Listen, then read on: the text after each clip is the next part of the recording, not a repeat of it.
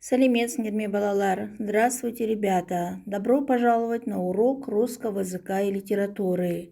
Сегодня мы продолжаем изучать раздел «Мир живой природы». Урок номер 48. Тема сегодняшнего урока «Исчезнувший мир». Сегодня на уроке вы узнаете, кто такие археоптериксы и что означает слово «мамонт». Научитесь различать неопределенно личные и обобщенно личные предложения, употреблять их в устной и письменной речи. Упражнение номер 1. Прочитайте. Найдите односоставное предложение с главным членом сказуемым. Укажите, в каких формах употреблены в этих предложениях глаголы сказуемые. Первое. Кости динозавров за миллионы лет превратились в окаменелости. Это двухсоставное предложение. Их находят в разных уголках земного шара. Это односоставное предложение. Второе. Все динозавры жили на суше. Это двухсоставное предложение.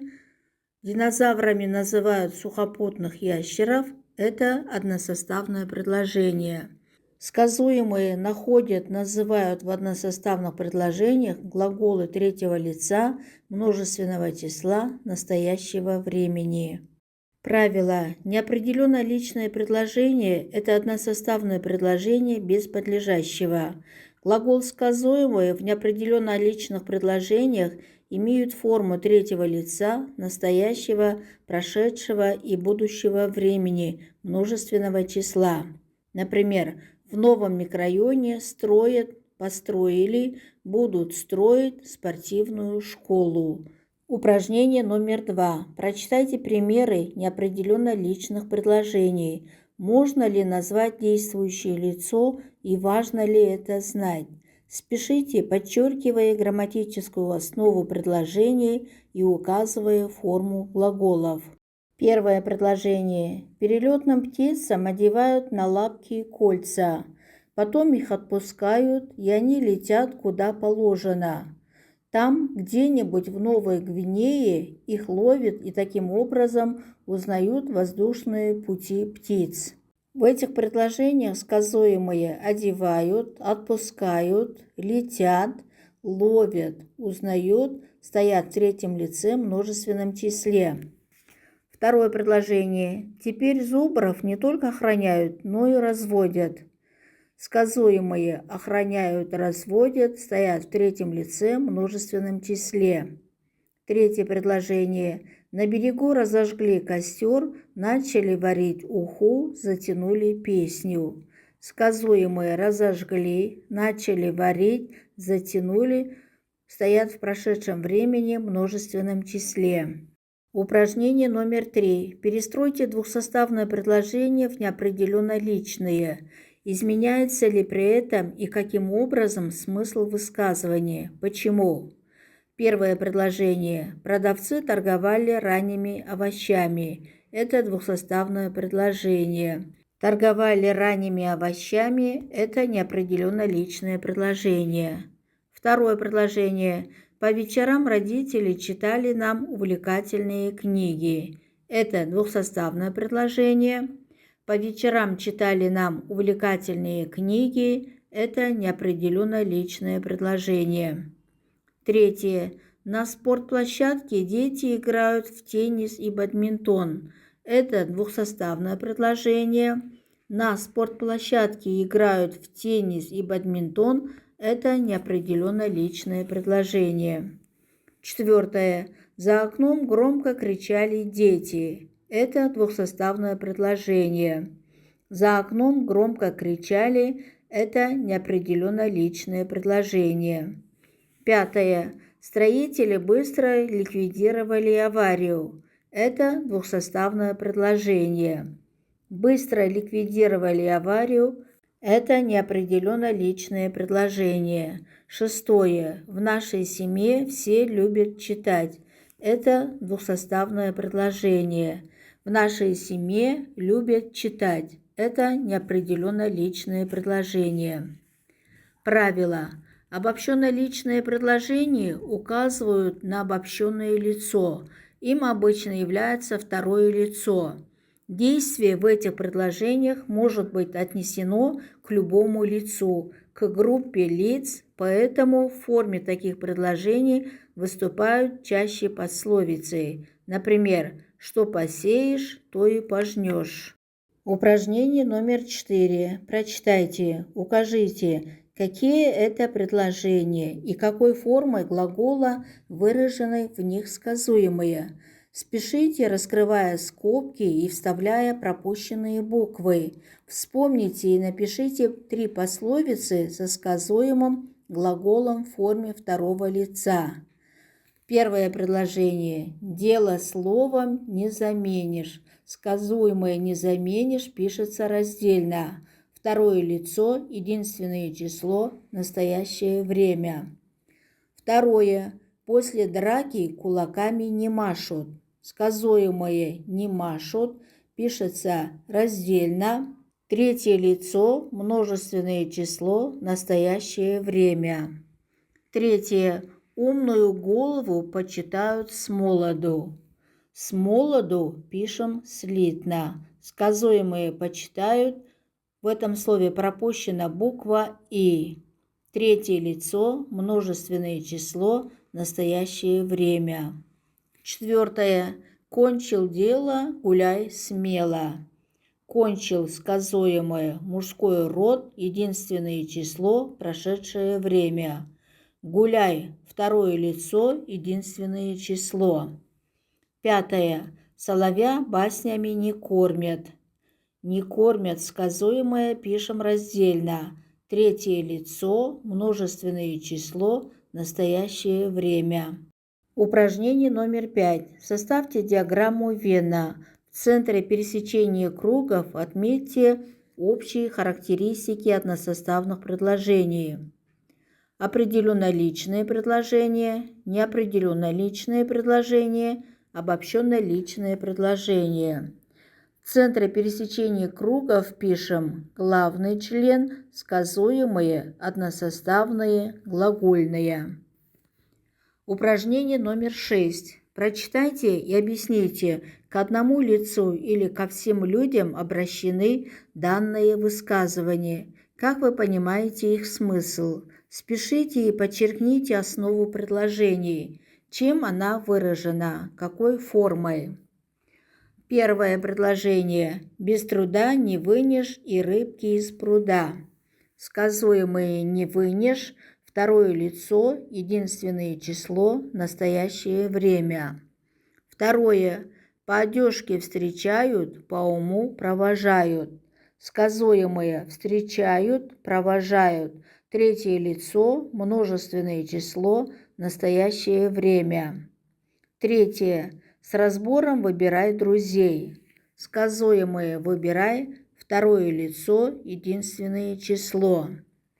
Четвертое. Цыплят по осени считают.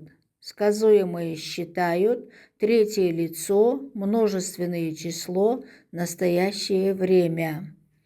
Пятое. Не презирай совета ничьего, но прежде рассмотри его. Сказуемое не презирай, рассмотри. Второе лицо, единственное число. Шестое. От добра добра не ищут. Сказуемое не ищут. Третье лицо, множественное число, настоящее время. Упражнение номер 7. Прочитайте, что нового вы узнали из текста. Выпишите 2-3 двухсоставных предложения и преобразуйте их в неопределенно личные. Сделайте синтаксический разбор полученных предложений. Древние птицы. Выписываем первое предложение. Ученые считают археоптериксов самыми древними птицами. Это двухсоставное предложение. Преобразуем это предложение в неопределенно личное. Археоптериксов считают самыми древними птицами. Главный член предложения, сказуемые, считают. Считают кого? Археоптериксов. Это дополнение. Считают кем? Птицами. Дополнение. Какими птицами? Самыми древними. Это определение. Это повествовательное, невосклицательное, простое, односоставное, неопределенно личное, полное предложение. Второе. Возможно, они просто перелетали с одного места на другое, спасаясь от хищников или гоняясь за насекомыми. Это двухсоставное предложение. Преобразуем в неопределенно личное. Возможно, просто перелетали с одного места на другое, спасаясь от хищников или гоняясь за насекомыми. В этом предложении грамматическая основа сказуемое перелетали. Перелетали как? Просто. Это обстоятельства. Перелетали откуда? С места. Обстоятельства. С какого? С одного на другое. Определение. Перелетали как? Спасаясь от хищников или гоняясь за насекомыми. Это обстоятельства. Это повествовательное, невосклицательное, простое, односоставное, неопределенно личное, полное предложение, осложнено вводным словом и обособленным обстоятельством, выраженным деепричастным оборотом. Упражнение номер 8. Перед вами таблица «Вопросительные слова». Составьте вопросы к тексту, используя вопросительные слова в левой графе. Запишите полученные вопросительные предложения в правую колонку. Устно ответьте на них. Текст «Древние птицы». Вопросительные слова. Первый вопрос. Кто? Кто считает археоптериксов самыми древними птицами? Второй вопрос. Какие? Какие птицы считаются самыми древними? Третий вопрос. Как? Как они спасались от хищников? Четвертый вопрос. Где? Где они жили? Пятый вопрос. Чем? Чем они питались? Упражнение номер 9. Прочитайте, о чем вы узнали. Выделите в тексте известную и новую информацию. Работа в группах. Первая группа, первый вопрос. Переведите слово «млекопитающие» на родной язык. Südkorrektlер. Первая группа, второй вопрос. Что означают слова палеонтолог, палеонтология?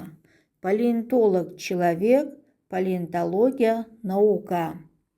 Первая группа, третий вопрос. Выпишите из первого и второго абзацев по одному двухсоставному предложению и преобразуйте их в неопределенно личные предложения.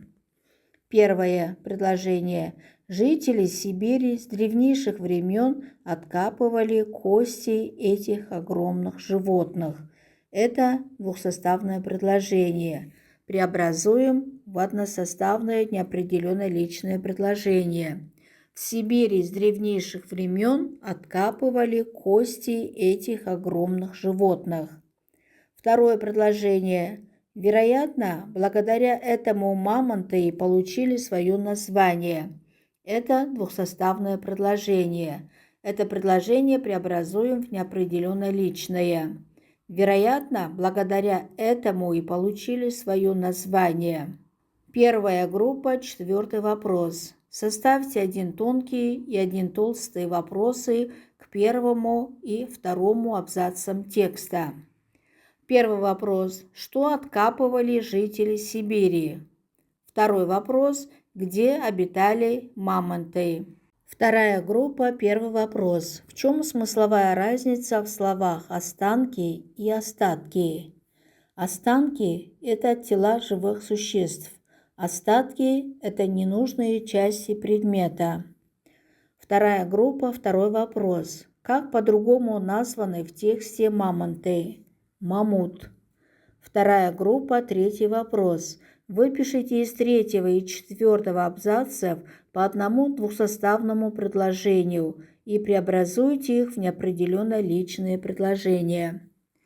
Первое предложение. Ученые заинтересовались изучением мамонтов примерно в начале XX века. Это двухсоставное предложение. Преобразуем в неопределенно личное предложение. Заинтересовались изучением мамонтов примерно в начале XX века.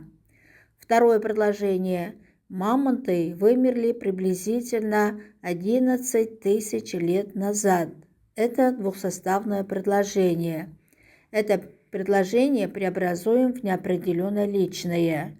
Вымерли приблизительно 11 тысяч лет назад. Вторая группа, четвертый вопрос. Составьте один тонкий и один толстый вопросы к третьему и четвертому абзацам текста. Первый вопрос. Когда ученые заинтересовались изучением мамонтов? Второй вопрос. Какая причина исчезновения мамонтов? Учимся самостоятельно. Первое задание. Подготовьте лингвистический рассказ о неопределенно личных и обобщенно личных предложениях. Второе задание. Составьте синквейн к слову «мамонт». Первая строка «мамонт», вторая строка «большой», «древний», третья строка «жили», «нашли», «вымерли», четвертая строка «мамонты вымерли 11 тысяч лет назад», пятая строка «животное». Спасибо вам за урок. До следующей встречи.